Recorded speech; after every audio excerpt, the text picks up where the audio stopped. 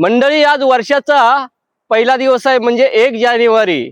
आणि ह्या 1 जानेवारीलाच पाऊस पडला. म्हणून पाऊस पडला नाही, हा पाऊस पाडला गेलाय. कोणी? तर आपल्या देवाने. कारण 31 डिसेंबरला एकादशी होती आणि एकादशीला भरपूर जणांनी दारू प्याले, चिकन खाल्लं. हे सगळं एवढं पाप केल्यानंतर ते पाप फेडणार कुठे? कुठेतरी देवालाच दया आली.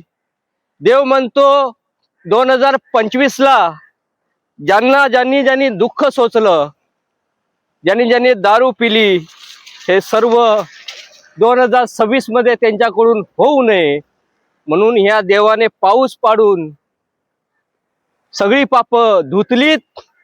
फक्त ही देवाने हिंट दिली आहे मित्रांनो, थोडा विचार करा.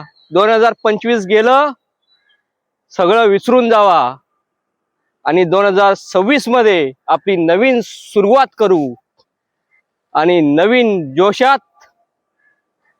खूप मेहनत करू, खूप पैसा कमवू. आणि देवाचं पण एकच म्हणणं आहे, माझी लेकरं 2025 मध्ये ज्यांनी काहीच केलं नाही, ती 2026 मध्ये आपल्या उद्योगधंद्यामध्ये सक्सेस व्हायला पाहिजेत, कामामध्ये सक्सेस व्हायला पाहिजेत.